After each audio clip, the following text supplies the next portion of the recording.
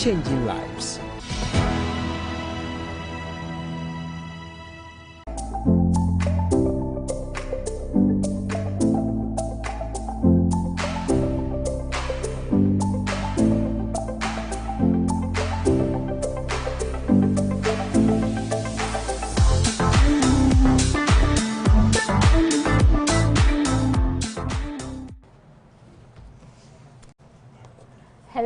Hello, good evening. I'm smiling, but today's story has me sad because it's a very heavy one.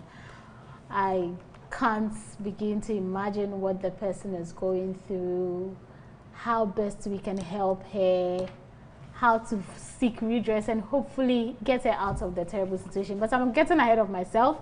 I haven't even introduced myself and I'm going on and on and on. It's a new month, November. We are happy to be alive. Gradually, the year is coming to an end. 2020 will be over. And I can't even remember when it started. It feels like just yesterday when we were ushered into the new year and everybody was singing and dancing. But now, 2020 is almost over. And we are thankful to be alive. We are thankful that the Maker has decided to remember us and keep us among the living. So we are grateful. Like I mentioned, our story today is one that will get you glued to your seat because it has so many aspects. A young lady is going through a lot. And we, as usual, will try to help her with our discussion, our solution, and hopefully find a good feedback for her that she can use later on. But she sent us her story to our WhatsApp number, so you out there can do same. Whatever you're going through, relationship, job, home, church, what have you, send it to us and I'll make sure I find amazing panelists to help with the discussion. I did same today. I found you amazing panelists, people who know what they're talking about, people who are candid, people who say it's the real way. They won't sit here and come and lie and make up some fake stories and try to appeal to what probably you may be thinking. They'll just say it's as it is so that they can help the person who sent the story. I'll go straight ahead and introduce my amazing panelists to you. But I'll remind you that we are live on Facebook and YouTube, so you can stream with us, Hope TV Ghana, and you can also watch us on Hope TV on your screens. So let me just go straight ahead and introduce my panelists to you. The very first lady, a very beautiful lady, Jackie. Hello, Evie. How are you doing? I'm doing well. It's been a while, though. It's been a long time. Yeah. Yes. The last time was when you came on Zoom. Yes. I think that was the last time I saw you. Yes. And now you're in the studio. Yes. You promised to come to the studio. Yes. Now you're here. Yeah, and I'm welcome, here. Welcome. Thank you. How has your week been? It's been extremely hectic. The week is not over, but it's been hectic. But having the opportunity to come here and do something a bit different, you know, listen to what somebody is going through, makes you appreciate even what you call hectic. So I'm really happy to be here. Your problems are a blessing. Yes. right. Thank you so much for coming. Thank you for having me. The next guest is Michael Dumenya. Did I get it right? Right. Michael, how are you doing? I'm fine. And you? I'm doing well. Your week? So far so good. So far so good. Yeah, though hectic as usual. Yeah. But making progress steadily. So by the grace of God, I think I'll say it's been okay. It's been okay. Yeah. The week so far so good. So far so it's good. the midweek, so. Yeah. So gradually we are getting to the end of the week. Okay, so I have two amazing people joining me virtually, like we always do. We bring you people, because we can't all be in the studio. Now they say COVID-19. So you are trying to do social distancing and all that. So you are trying to get you people virtually as well to help with the discussion. Coming all the way, I have Mrs. Eunice Edu Bafwo. If you can hear me, please say hi to my audience and myself. Hello, Eunice. Hello, good evening. Good evening. How are you doing? I'm doing well, by God's grace. How are you? I'm fine. I'm very well. Thank you.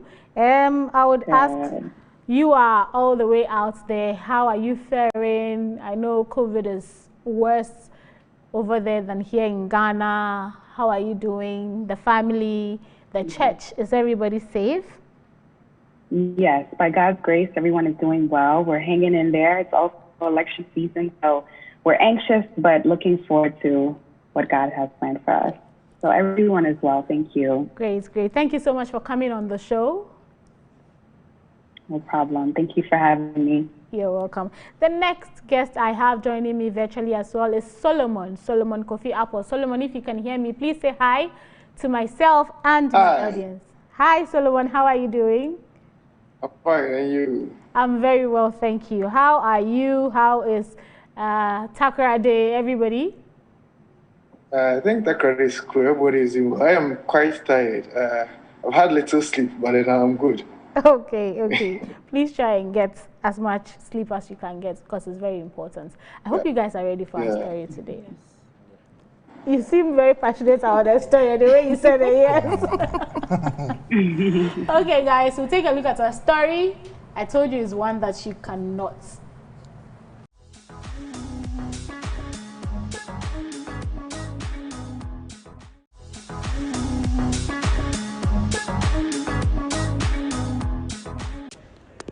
Dear Real Talk, my story is a disturbing one, but if I do not say something, I'm afraid I'll die. My mom died when I was just 7 years old, so I was left with my dad.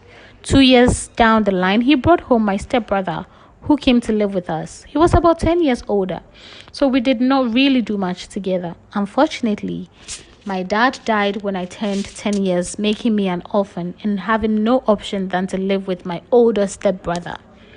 He was like a mother and a father to me. Our relationship was not great, but he provided for me.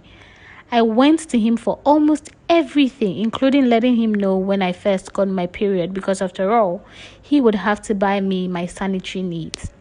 I started experiencing hell when I turned 13. My stepbrother began molesting me. He would punish me with sex whenever I did anything wrong. Luckily, I left for senior high school and that stopped, but always continued when I came back home for the holidays. I told one of his friends to help talk to him, but he instead went to tell him all I said, which made him furious and threatened to take me out of school. But he never stopped sleeping with me. I am in the university now and he is married, but he continues to sleep with me. He said if I dare tell his wife, he will stop paying my fees and kick me out of the house. I am so conflicted because I feel ashamed and dirty when I look at myself. I want to be able to get a decent job so I can move out, but I worry I can't do so if I do not complete school. I sometimes think suicide is my only way out. Please help me. What do I do?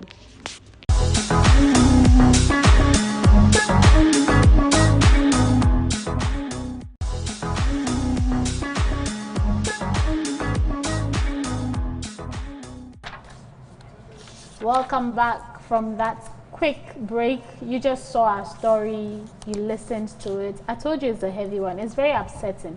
A young girl, she lost both her parents, so in essence she's an orphan, and the only family she has, her stepbrother, is just taking advantage of her.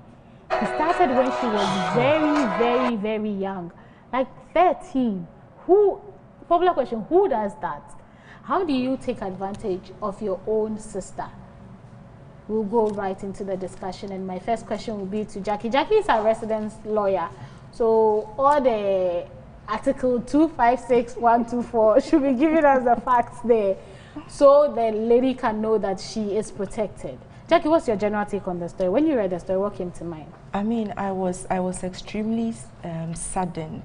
You know, I'm very passionate about these things, and I feel very sad when I hear stories where young women, young girls are sexually harassed, sexually abused, you know, for no apparent reason, for doing nothing at all. And it's more serious if the person who is causing this abuse is a relative, you know, like in this instance, your stepbrother. So it makes it extremely sad, and it's funny how most of us do not see some of these things as offenses, because that is what it really is. You know, it's a criminal offense. So it doesn't matter if you are doing it in hiding, it doesn't matter, you know, I mean, if the person has given a consent. as long as the person is below the statutory age where a person can give consent, it's a crime. But it's just happening, and it's just so sad. In Ghana, what is that age? Where is it 18? For defilement, it has to be a child below the age of 16. Oh, wow. And from that onwards, it becomes rape. Rape. Yes, but it is still the same offense. Yeah. It's the same offense. If you are found guilty, the same term of imprisonment, you know. So, yeah, it's the same thing. It's the same thing. Yeah. Okay, I'm sure we'll go more into that. Yeah. Michael, what came to mind? What were your initial thoughts? Were you disgusted? What? That's the word. Honestly, I was wondering what kind of guy is that? And in fact, I can't really come to think that such a young person, you know, looking at the story, the gentleman was very young too. Okay, and he had to subject the kid's sister to that. Where did he get that kind of idea from? Where did he learn that? So I was asking myself, what kind of society are we living in? Such a young person of that age, and doing this to your kid sister. And that's what you are teaching your kid sister. So meaning she might also probably pick something from it, and it could be good or bad. Definitely it's going to have an adverse effect on others. It's going to change her views on men. And so it's actually something that I thought it's not good for the society at all, and that gentleman needs to be brought to book ASAP, since we have the lawyer here to tell us how we'll deal with him according to the law. Straight away. Right. Eunice, I'll come to you. You were a social worker, and I know abuse, harassment, and all that has, like Michael said, different effects on people, psychologically, emotionally, physically. And being a social worker, even though you're all the way there in the States, I know what a girl goes through in the States can be said to be exactly what one goes through here in Ghana. What are some of the effects that sexual abuse has on a child or even an individual? Sure. Thank you so much first of all, I want to even thank you all for providing such great information and resources to people, or conversations to people, because this is happening no matter where we go, whether you're in Ghana, whether you're here in the States, in the UK, this is happening to so many people. And unfortunately, it has a lot of effects on children, adults, whoever you may be. So some of the effects that it has is an increase of nightmares, especially for children. So you will find that the child will probably have difficulty sleeping at night, behavioral differences, withdrawal behavioral symptoms. Then it also creates a boatload of mental health issues, anxiety, depression, things of that nature, hard time in relationships, being aware of sexual information that the child is probably not supposed to be aware of at such a young age. And it plays a huge impact on the child's life moving forward. It's just very unfortunate that this young lady has to go through something like this. My heart goes out to her. Right. It's just heartbreaking. Solomon, I'll come to you and I'll ask you your take on the story, and what's, in your opinion, are some of the effects that one that is abused goes through? Well, but just like Edie said, it's quite unfortunate. It's very, very, very sad. But when I read the story, she was contemplating suicide, and that's quite unfortunate. You can see someone who is going through such a whole deal and probably even does not know anyone she can talk to. Reading the story, she first reported to her brother's friend, and it bounced back on her. And looks like she's lost. She doesn't have any hope. She doesn't know what to do, and it's quite sad. Chances are, if she doesn't get help, she might go ahead with the suicide. So it's a very sad situation that someone that age would have to go through. As to the effects, I think Eunice has talked about mental health wise. I think it might so much affect even her academics.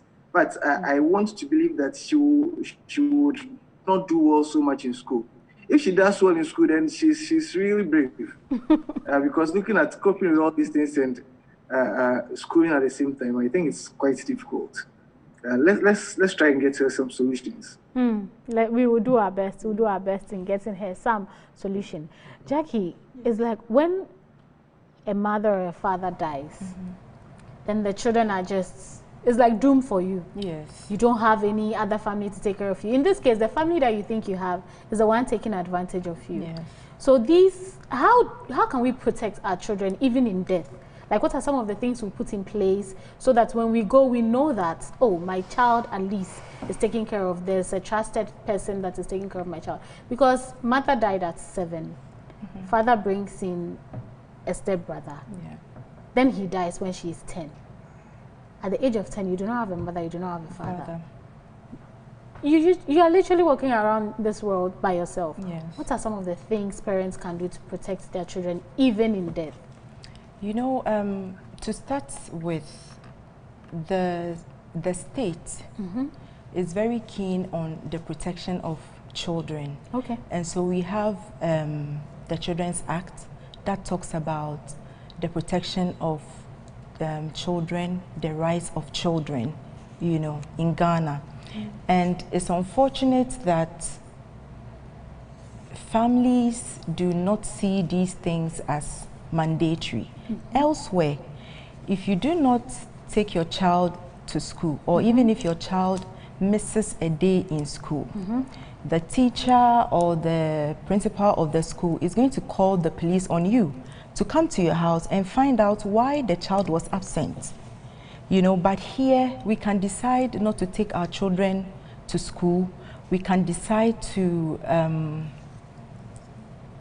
let them work, you know, child labor, even as children. You know, we just push them out there. We refuse to provide a home for them, a roof over their heads, an environment where they are protected. Right. And that is a very serious thing as parents to get wrong. Even while you are alive, it's your duty to make sure that your child is protected, educated, his or her needs are met, especially with the girls, because they are so vulnerable, you know. And aside that, even with the state's protection, families have a duty to protect their children. You don't need the state to come and tell you that the child that you have labored to bring into this world has to be protected. Right. More often than not, we just leave our children out there. You know, in this society, when a child comes and complains to you that, oh, so and so person touched me this way or that way, the first thing is, oh, you are lying. You're a bad girl. Yes, you're a bad girl. We are a bonnie. Then they beat you, the child, which is an abuse in itself, you know, put ginger and stuff where they are not supposed to put, and then the children just coil in, they become so afraid and they can't talk anymore. So Asimesi will do it to her again, she cannot talk, she will go out, another person will do it to her, other people will do it to her, because it seems once a person is broken psychologically and physically in that violent way, they become so weak, they are unable to protect themselves, they become so vulnerable and more open to more abuse. So as parents, we have to be extremely vigilant with our kids. You know, train your kids well, speak openly to them about inappropriate touches. You know, you have to let them know. Don't think they are too young. You know, let them know nobody can touch you this way or that way except mommy. Let them know that, you know, and make sure you protect them. You are going somewhere, and then especially if you live in a compound house, you just take your child to another person. Oh, look after my kid for me. And then you just leave your kid there. You go and do whatever you want, attend that funeral, waste time there, not knowing what is happening to your child. You know, and then you come back, you don't even want to go for your child because you think, oh, she is too troublesome, let me have some peace. And that is how we just, you know, put our kids in harm's way. So make sure your child is protected. Educate them, let them know what is right and what is wrong. Yes, and then you can appoint legal guardians for your children while you are alive, that in case of death, you know, this person, okay, yes, you can do that, and that is a process that is done in court. Okay. So you can appoint a legal guardian for your children. That is if your extended family is not interested in looking after your kids. You know, sometimes you would be lucky you have a close family member who you know you can trust with your children when you are not around. But if your situation is that there is nobody that you can trust, please appoint somebody that you can trust, a legal guardian. Yes, and then you can also put in place insurance policies, educational funds to take care of them while you are gone. Because this girl, for instance, if there was a policy in place for her, it wouldn't matter if her brother was taking care of her or not. She wouldn't need the money for school. She wouldn't. But because there was no such provision, you know, she had no choice than to endure that treatment. Right. So as parents, we should look at how we can protect our children while we are alive. Teach them how to even protect themselves. And then put plans in place so that when you are no more alive, they can still, you know, be protected in a way. Right, right. Thank you so much for that extensive information. And Michael, I'll come to you. You are a man and you have a child. Not yet. Not yet. Okay. I am ahead of myself again. Hopefully one day you have a child, hopefully a beautiful daughter. And this thing of bringing, okay, the man is the man's child as well, but bringing in male uncles and cousins to come and live in the home when there's a young girl there and mommy is not there because mommy died, unfortunately. This whole thing, how are we, in fact, I'm not a parent, but how must parents be vigilant and make sure that when I'm leaving home, Kofi is not doing whatever to Amma and Kofi is taking care of Amma? Because sometimes these things even happen when the parents are there. They go to work, they come, like Jackie said, the child cannot talk because she's scared that she'll be beaten. And parents, oh, you're nino.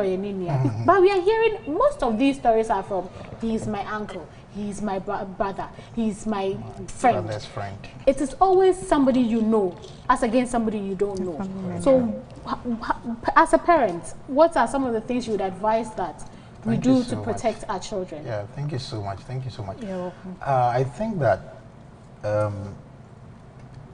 as a parent, okay, you have given birth to a child, and that child needs to be taught, okay, and so you need to educate the child on how to mingle with people, because we are living in a society where people come.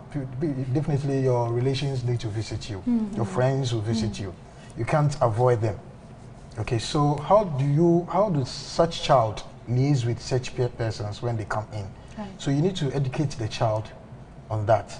Probably, maybe when the visitor comes in, he needs to be hiding. When they needed something, you just speak to them with your hands at the back. Don't get closer and report. Whatever the person does, you need to report. You are there to watch the person and make sure whatever he does in there, you can tell your parents. And also, you're getting closer to the person. You are playing or whatever you are doing with the person. You should know that this is your body. You have your body as a child, and you are not. No one is supposed to handle have access to your body. Yeah, exactly. Yeah. So, if somebody touches you, okay, fine. It started with play and deceiving you with toffees and other stuff, candies and all that, getting to know uncle and all. Yeah, but like I said, education. The parents need to tell the child that don't touch. Nobody should touch you this way or that way. When somebody does that, then please report. Don't hesitate at all. Quickly, just let your parents know. Okay, whether your uncle, your friend or whoever, just let us know who did that to you. We will not do anything to the person, but we need to know what happened to you. Right. When the child knows that, you feel free to communicate that as soon as he or she is touched. Now, a close relation, especially where they keep playing all the time in the house, yes, that is very dangerous. That we are in a world that you can't believe, you can't trust anyone. Right. Yeah. You can't trust anyone. So you need to keep your eye glued on any incident that happens in the house. You need to make sure you get first-hand information. And so, though you train the child, but you also need to follow with your eyes and your senses. Right. So you'll be monitoring your child. The uncle or the brother does this to the child. He warn you, if you do this, this thing will happen to you. Even elderly people, it happens. Those who go to certain churches that pastors threaten them, they keep quiet, because when you talk, they threaten you with their whatever shrine, whatever it is. So you'll be scared. Okay, so if you, a child, that's your uncle, your brother, or someone probably threatens you that if you see this, this is what will happen to you. Right. Then what happens to you, the parent? How would you get to know? So if you follow keenly with your eyes, your child, that something is wrong with her. She's dull. She's not herself. Okay, so you're paying attention to your child. In that case, you'll be able to tell whether or not she's going through something or she's trying to hide something from you. Yeah. Okay, and when you build that relationship with your child, at this story in particular, at age 7, I'm trying to presume probably class 1 or 2, class 2, 3, thereabouts. Yeah, 2, 3. Yeah, that child should be able to communicate well. He should have that kind of interpersonal relationship with the parents. So when the child is a bit hesitant in approaching the parent, you, the parent, should know that, why is my child, what has he got to know? What's new? Yeah. She's trying to withhold information from me. What is the new thing that you're gotten to do? So then you have to be doing a lot of monitoring. And then also not only the child, but the visitor also in the house or who comes to the house. And see what he or she does with your child. And be monitoring with your eyes, probably elbow look and all that, what it gives. So I think at that moment, when you observe very well, you definitely get a signal that something is going on. So you probably take the child out, have fun with her, or with him or her, and he will let you know definitely what is happening between the people who comes around who comes around the house, what actually they are doing to the child. Right. So that he can let you know as a parent, please, this is what happened, this is what you told me, please don't tell me, don't tell him or her. But then you as a mature person, you know how to handle it. Yeah, exactly. You as a mature person will know how to handle it. Solomon, I'll come to you. Looking at our story, we realized that the girl confided in someone. She told her stepbrother's friend. Unfortunately, he went to tell the friend, this is what she's saying. Probably he said she's lying, he did not believe her, and he came back, and that became an issue for the girl. So in situations like this, who are the people to talk to? Who are the people, how can you sniff and see that, oh, this is a trusted person I can relay the information to? Because the friend's loyalty is obviously to his friend and not to you, the girl. And I'm sure when he went, I'm sure it's like, Charlie, can you imagine what this girl is saying? She's going around telling people this and this and that. They will laugh over it, and he'll come and threaten you, I won't pay your fees and all that. So how can people who find themselves in such a situation find a trustworthy person to talk to? And who are the people to consider trustworthy in cases like this? Well, in cases like this, if it is a young girl being abused, don't forget young boys too can be abused. Yes. But if it's a young girl being abused, I think it's best you see an elderly woman, not another man. Usually with men, if the person is slightly closer to the one who is being who is abusing you, you might have that person's loyalty, just like it's happening in the story. So an elderly woman would do. Probably if you're a church-going, if you're being abused, you're a church-going person, an elderly woman in your church, probably your pastor's wife, will do. If you're not going to church, you can look through the society, and or there may be your headmistress or a teacher, an elderly teacher in your school will do. Or you can even as well walk to any police station. If you are old enough, maybe JHS, SHS, you can walk to any police station and look for any policewoman and talk to. They will be very well in guiding you.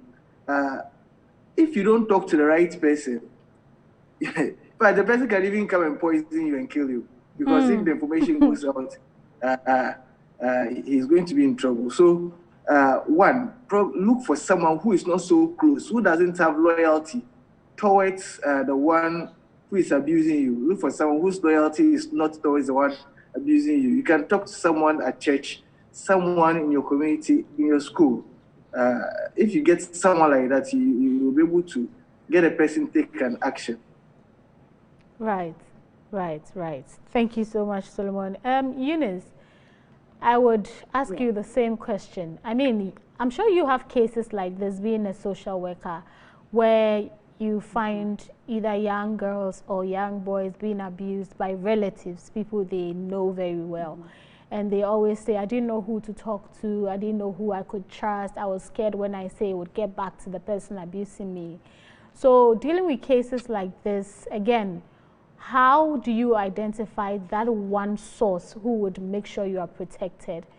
And when you tell them you are safe and you will obviously not be a victim again, like this young girl who was threatened with not paying your fees, kicking you out of the house, and situations like this, who are the right sources to talk to? Because it's very important. That's why she's written to us, because she's realized at this point she has no one to talk to.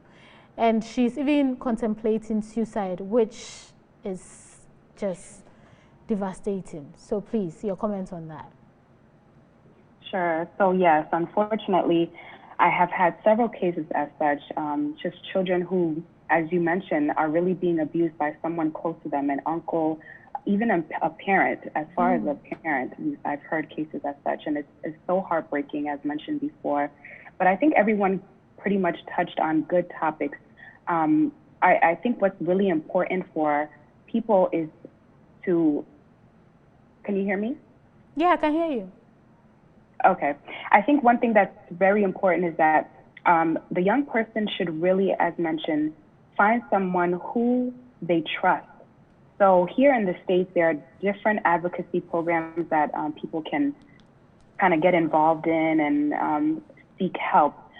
Sometimes your family member may not be the one that you trust because this is what's happening, but it's really important to be able to open up, communicate, and share what you're going through, and find out if that person can help you create a plan with you, create a safe plan, going back to, and knowing that that person will not go back to the perpetrator or the person that is abusing you. I think that's one of the most important things. It is a scary feeling. The shame and the guilt associated with being sexually abused or physically abused is huge, especially within our Ghanaian community. We're a family, right? Everyone is your family. Everyone is your uncle, your auntie.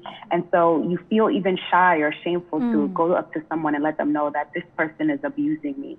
But I just want to urge people that this is happening, whether it's in your church, whether it's in your school, it is happening. And I rather, if you hear something or if you see something, I rather be wrong and say, and know that it's not happening than not to say anything at all. And so I really think it's important to be able to find someone that you can trust, open up to. Here in the States, there are, as mentioned, there are many, many programs. And I know in Ghana as well, there are many programs where people can kind of go out to and find someone that can really, really help them fix this issue. Yes, definitely find someone you trust, someone you can open up to, someone you know would protect you regardless. We'd have to go for a quick break. This is Real Talk. We'll be right back. Do not go anywhere.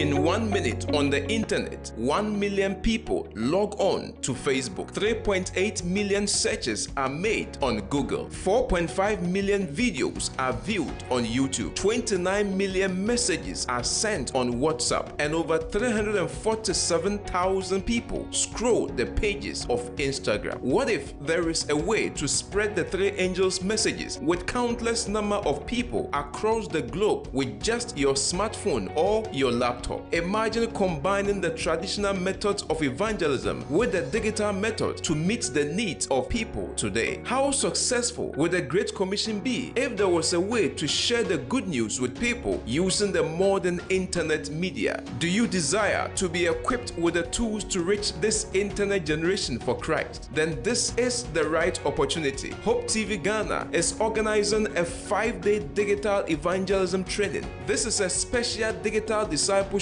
training for anyone who is ready to take up the Great Commission in these last days. Topics to be discussed include how to start podcasting, how to set up and manage a small group ministry on the internet, vlogging, how to register your presence on YouTube, how to start a video ministry, and many more. Date 16th to the 20th of November 2020. Time 6:30 to 7:30 p.m. each night. Our facilitators are Pastor Isaac Apple of the Voice of Hope Media Ministries and Pastor Joshua Abuado of the Biblical Know-How Media. So make a date with us and receive all the skills that would help you to turn your smartphone into an evangelistic tool to win people for Christ in these last days. Remember, the date is 16th to the 20th of November 2020, 6:30 to 7:30 p.m. each night, right here on Hope TV Ghana. Come and be equipped with the tools to reach the world for Christ digitally. Enkwagye abakosem nyinaa mu no Onyankopɔn enam enkomhye so de ensɛm a ɛfa ewiase ho de brɛ ne ma sɛdeɛ wasiesie no fitiaseɛ no Onyankopɔn fa nakoa Noah so de nsuyire ho nkransɛm de bae ansana ebere no eduru hɔ ebere yi mu nso saa nkwagye nkransɛm yi no Onyankopɔn nam adiyisɛm so nkwagye nkransɛm a ɛfa Yesu Kristo ma yɛ ɛtɔ so mmienu no ɛho nsɛm ɔde ama na saa nkransɛm wei sei ɛna asɔfoɔ I.G. Molesting, George Odro, Charles Kodua, ɛna me Emmanuel Echampong asiesie yɛn ho si yɛde saa nkransɛm wei sei ɛde rebrɛ mu saa dwumadie wei sei bɛfi aseɛ bosom yɛtɔ so du baako no ɛda ɛtɔ so nkron ɛfrɛ November 9th ɛde saa dwumadie bɛbrɛ mu adwoada na ɔnan biara hyia me saa brɛ no ne yɛnni saa awieye brɛ mu nkransɛm ho nkɔmmɔ mede wase so watie me yɛbɛhyia mu saa brɛ no.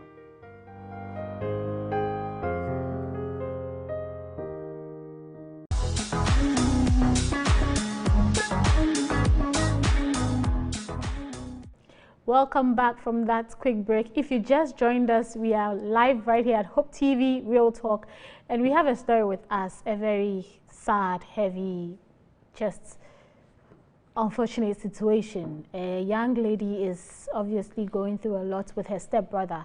She's an orphan. She lost her parents at a very, very young age, and her stepbrother is taking care of her.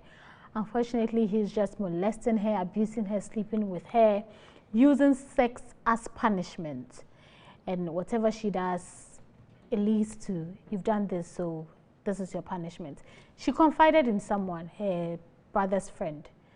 It did not go well. He went to tell his friend, and now she was threatened with, I won't pay your school fees, I'll kick you out of the house. She's in the university now, and she feels dirty. She feels so shameful because of this situation. The man is married, and he's still engaging in such acts, and she's contemplating suicide. So she wrote to us hoping that we find her some solution, and we are going to do just that.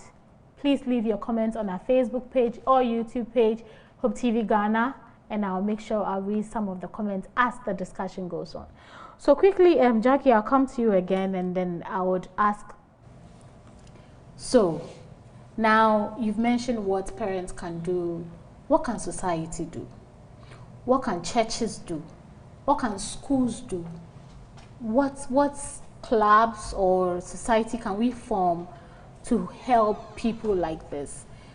Because now she has no one to talk to. Yes. I'm sure if she had someone, she would have gone there, and obviously they would have gone ahead and arrested this guy, and now she would probably be okay. What can society do? Church, schools, what have you, to protect our young ones? Okay, thank you. So, unfortunately, the kind of society in which we are, children are not supposed to speak, as I said earlier. And so we have to change our mindset as a society, because children are important, and especially the girls who are like endangered. So we have to change our minds as a society. You know, we should let children know that they have a voice and they should be able to exercise it. And we should be prepared to have a listening ear. I know there are a few NGOs that specialize in helping rape victims. Okay. Yes, and so if you find yourself in any such situation and you chance upon such an NGO, maybe you can go there for emotional help. But the issue is that this thing that has happened is a criminal offense, okay? There's been defilement from the time she was 13 to 16, and then rape, you know, thereon, and then even incest. Yeah. You know, incest is a crime. People don't know it is a crime. It doesn't matter if the person is your half sister, half brother, whatever it is. You know, once the person identifies as your family, it is a crime. So the first thing she has to do, or one of the things we can do as a society, is that we should always encourage victims to report such crimes. Okay, there's one thing that society does, and the church especially does, which is wrong and against the law. A crime like rape and defilement cannot be settled at home. It cannot. It cannot, it should not, it's against the law, because it's a serious offense.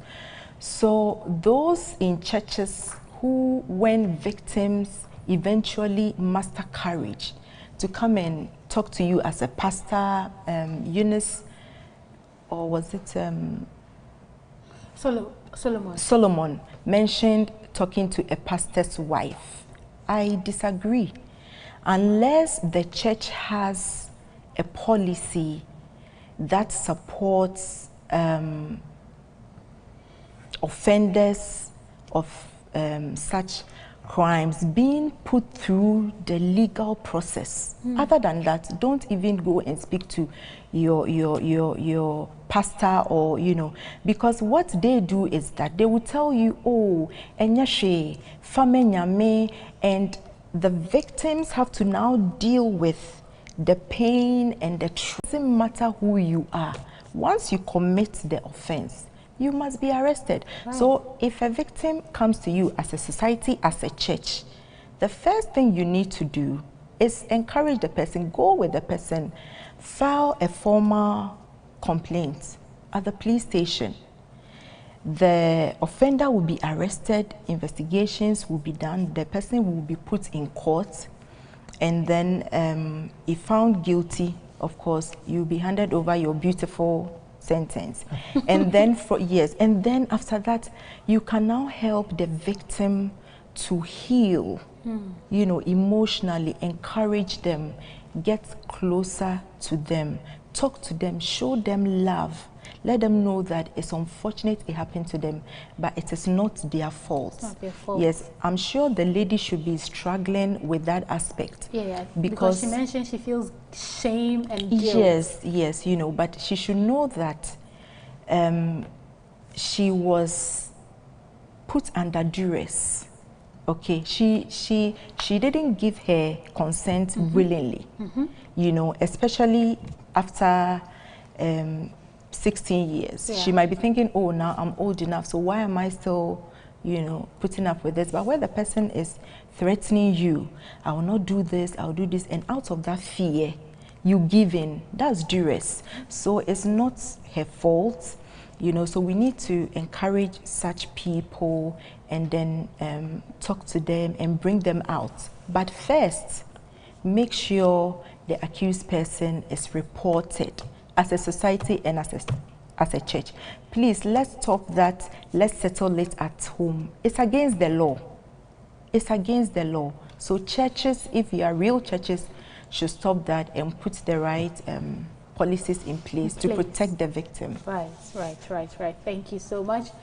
Michael. Yeah. What should she do? How can she go about? Somebody will say, record him, do this, do that. What other things can she do to get herself out of this situation? Okay, so at this stage that she's got into now, I think the best thing for her to do is to report to the nearest police station. Yeah. She's at the university now. Okay, she's at the university now, so she should gather that courage and report to the police station. She's not doing her brother wicked. She's rather trying to help the brother in this situation. He might do worse things in subsequent time to come. So the earlier the better. She needs to send it to the appropriate courts, report this case ASAP, and then I'm sure the police will handle that. They will not say that's a family issue or no. Then when that's happened, then probably other social organizations will also come in. Maybe the church will also come in. I don't know what the church is doing so far till now. I don't know, probably it's not allowed the kid sister to go to church to associate herself with other people, so they will know what really is happening to her. I'm sure she will do that. It's mostly these things happen because when people abuse power. When you abuse power, it does happen. You know, the brother thinks that he's responsible for the kid sister, and so he's in charge. Now he's abusing that opportunity because the kid sister is being handed over to him to take care of. So he's trying to, and very often it happens in our society. Your step parents or siblings in your care, so you just handle them anyhow. That is really happening to a lot of people in this country we are living in. So I think that she should report this issue. When she reports, she should muster courage. She's at the university now. She should flow. She should express herself to the people that this is what has been happening, and she wants it stopped. That's main motive. She wants to complete university well and get a good job to do, and that will be realized. So if this, as we're discussing it now, if she master that courage, I believe other organizations will come to her aid and they will help her, just like our sister said, it will help her out of that emotional trauma. She needs to let her come out from that trauma. When the problem is taken out from there, then we now focus on the person to see how best we can get her back to normalcy so that you can fit within the society. You should not suffer that stigma. Okay, let's not, sometimes people try to bring those people rather forefront and they will rather be stigmatized. And tomorrow, instead of the abuser. So we should go by it carefully in such a way that the lady will feel free. Now where she is now, I believe a tutor should be approaching. Okay, so we should be making advances to see if she can question at the university level now. She'll be meeting a lot of people, okay, and then friends and all that. In fact, I don't know what actually the brother is having that the sister is still sticking to him till now. But I believe, I'm tempted to believe that maybe they've left a lot of things behind that the brother is supposed to control and take care of her. That's what I'm trying to presume. And so she feels that she needs to be with the brother, make sure she enjoys all that. Okay, at the right time that she's supposed to have a portion. Okay, so okay. If I get you, like, you think that the brother was left in charge of maybe some property or something. So to take care of. I think the way she's feeling, if she had the option to go, she would have left because to think of death being the only solution. You've gotten to the point where nothing matters anymore. Okay, sometimes in the society, sometimes people become antisocial. Okay, when you bring up your children in such a way that they mostly don't talk to people, he feels that the brother is the only person he's got. So no matter what, he can't talk to. He tried talking to the brother's friend, and what happened was another issue to talk about. So maybe they are living in a place where she hardly have access to people to talk to. So she doesn't have any option than to stay. That's why even at the investor, I think that's why even at the investor level, she's still not talking to anyone, reporting the issue. She's still, probably until now that she's trying to let us know this is what she's going through secretly. So I've been thinking about this. Probably it's because there's something that she needs to take. But then that is just on the other side. But I think that just as I've mentioned, you take the legal actions, visit the police station, let the case be known, bring the police to the house, you take the brother, you talk to the brother. It should be handled in such a way that she will also feel safe, and the brother will also come out of that situation, because it's very dangerous where he is now. Solomon, what can she do to get out of the situation? How can she make her situation a better one? Well, quite a lot. But then let me just go back to say that just rebuttressing what the lawyer said. Crime is crime. Even if you report it to the church is supposed to help the lady deal with it. But in the case of rape or defilement, it is not against the lady, it's against the state. If it's against the state, the church would also have to let the state do their work, though they would come in and help. But in this situation, for this young lady, I think a lot has been said. But she's in the university. I think, for me personally, I think the first thing she should do is to tell the man that she would not continue with such a relationship. She would not continue with such act. But then she shouldn't just tell him. She should record him, get some evidence. It will make her case better. I'm sure the lawyer can speak to that. But then if she has evidence, it will make her case better.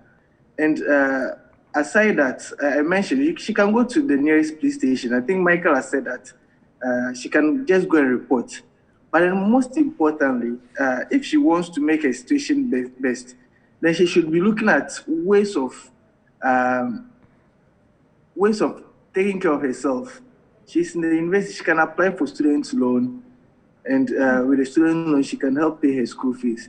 Because it's because of the things that she gets from the brother, the sense of school fees payment and all those. That's why she's been put in such a corner. So she can apply for student loan. More so in the university, she can probably do some 1 or 2 businesses. If she can lay her hands on some small money, she can do some business and take care of herself. But then if she really trusts in the Lord, that the Lord is with her, then no matter what her situation is going to be, the Lord is going to take care of her. And that's one important thing. I think though the law would have to take her case, her course, she would have to also forgive the man, her stepbrother. That's a very important thing. She would have to learn to forgive. And forgiving him doesn't mean that the law doesn't have to work. You see, when I go and steal, the one I've gone to steal would forgive me, but then because I've gone to steal, the law will take its course and I would have to face the law. And that's in dealing with the whole situation. She would have to learn to forgive him. If she doesn't learn to forgive him, because that's what we as Christians have been called to do, Jesus has called us to forgive no matter what the sin is. So we forgive at the same time. As I forgive you, I report you nicely to the police so that they do their work. But in my heart, I'm forgiving you, and you will have to face the law. Yeah. Thank you. Our time is so fast spent. Eunice, I'll come to you quickly, and then I'll ask you what you think she can do to help her situation. But also, I would ask you to speak on this suicidal thoughts she's having. what help can she seek? Can she go to a therapist? What do you suggest in that regard? Right. Absolutely. With the suicidal thoughts, obviously we know that that comes with the depression that she's experiencing. She's gone through this for so many years. So the suicidal thoughts it's unfortunate. It's rather unfortunate, but it is very common for individuals who have experienced such traumatic situations. And so one thing that I will definitely recommend after all of the legal situation is dealt with is therapy. One thing that we don't really encourage in our church, because we always say God will take care of it. We don't find ourselves going to a therapist to process the experience that we went through. And that is one of the ways that can really, really help us heal from such a traumatic incident. This lady has gone through so much. She's in college now. This has affected all of her schoolwork and things of that nature. And so I would really, really encourage her to seek therapy, counseling, whether it's a couple sessions. She can really speak to someone to be able to process this whole experience she's gone through. And I think really our society has a lot to do, or a lot to play in helping a situation as such. Our churches need to create safe spaces for our young people to come and have conversations about things that are going on, whether it's at home or in the church.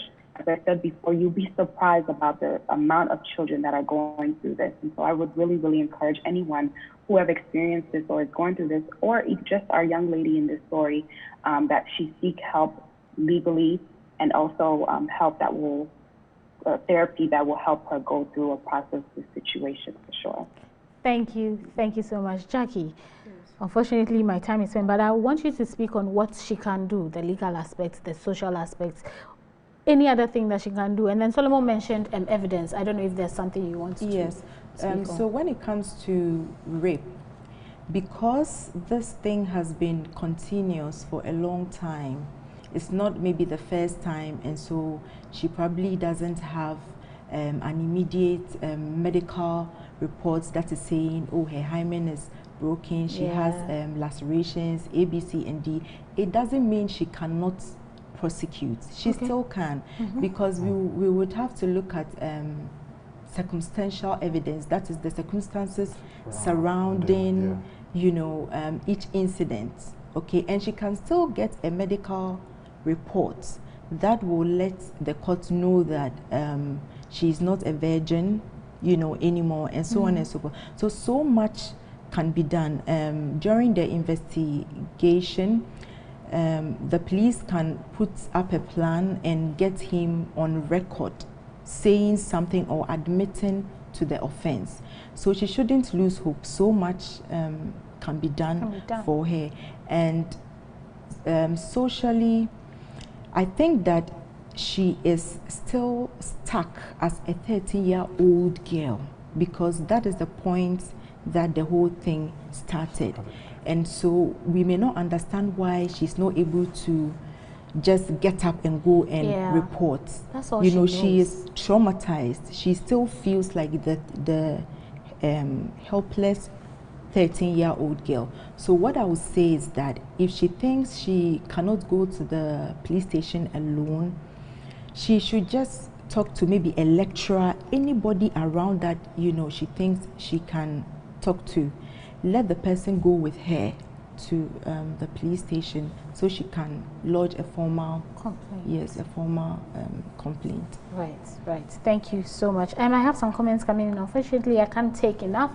I have this from Mami JC. She says, many times we are scared of the situation we find ourselves in, and we are very scared to take actions. It's very difficult to speak out and report to the police, but I think if she does report him, God will definitely free her. It's not easy to speak, but as we take the courage, we are just going to be free from bondage. Sathina Arthur says, suicide is not an option. Please open up to someone you can trust and also seek support. Once there is life, you have everything. Choose happiness by seeking support. I have this one from Ruth Gisa. She says, these issues are very dicey, and if not handled well, might lead elsewhere. That notwithstanding, you can't be blamed entirely because you were a child by then. How about now? You're a full-grown lady. Since you're in the uni, you can't still give this excuse. You can flee. Just move out until you talk about your issue. No one will help you. Your church should be able to help you. It's far better than not saying anything with the excuse that you've been threatened. Gina says, this is very sad and it's unfortunate. Some girls are going through this kind of horrible situation. Yeah, AJ says, your stepbrother, this is so, so wrong. Emmanuel Kofi says, this is so upsetting. Okay, guys, it's very unfortunate. I mean, this situation, it's just heartbreaking. You hear them and you wonder, how can this happen? But the little I'll say is, parents, those uncle, oh, come and sit on my lap, come and give me a hug. Hey, my wife, giving me your children pegs left and right. It's not cute. A grown man like you shouldn't be saying a baby is your wife. Come on. Come on. There are grown women out there you can go and do that with. That is if they would allow you. Just stop this whole uncle says come, you are being naughty. Uncle said hi. Your child is probably not smiling with uncle because she does not like what uncle has been doing to her when you are not watching. So please, let's be vigilant. Let's look out for our children. And come on, stepbrother, you are married. What? Before we go, we have to say some final goodbyes. Jackie, anybody that you want to say hi to, warm wishes, quickly, like a shout out? Yes, I'd like to say hello to all women and young girls. I come from a family of all girls. And so, yes, I am biased. I would want to say hello to all women and say that your body belongs to you. Try as much as possible to protect yourself. Keep your head up. Don't lose hope. Right. Michael, quickly, very, very quickly. Yeah, I want to say hi to my family, my extended family, and then my wife, okay, and also my church, Amazing Fact. Thank you. So hi to them all. Okay. Good night. Solomon, anyone? Okay, Michael, Eunice. it's been a long time. Oh, sorry. I can hear you. Yeah, so Michael, it's been a long time since we met. Hello to yourself. Anyway, a friend of mine is celebrating her birthday today. I've been at you. Happy birthday, I've been at you. And have all the best. My special regards to my wife and family. Nice. Eunice. Sure, I would like to give a shout out to my husband, my family in Ghana and here in the States. May God be with you all. Thank you for having us on. We appreciate it. Thank you guys so much for coming. You have been amazing. Our lawyer, Michael, Solomon, Eunice, our social worker, all of you, you've been amazing. You brought, hopefully we've been able to help her out and she can take the bold step, reporting that guy and getting her life back. Yes. Thank you so much for watching me. It's always an amazing opportunity coming into your homes and you sending your comments, you staying tuned, watching all the content on Hope TV. We are grateful. Would continue to ask you to continue watching all our content on the show. The Manifest is having a program on the 7th of November at 6 p.m. exclusively on YouTube, themed We Gather as One. I'm sure it promises to be an amazing show. So please tune in and watch them. Thank you so much. Thank you, my crew. Thank you, Shades and Glow, for my makeup. I'll see you same time next week on Hope TV. Have a lovely evening, and my name remains Evie. I was trying to rhyme, but it didn't work, so see you next week.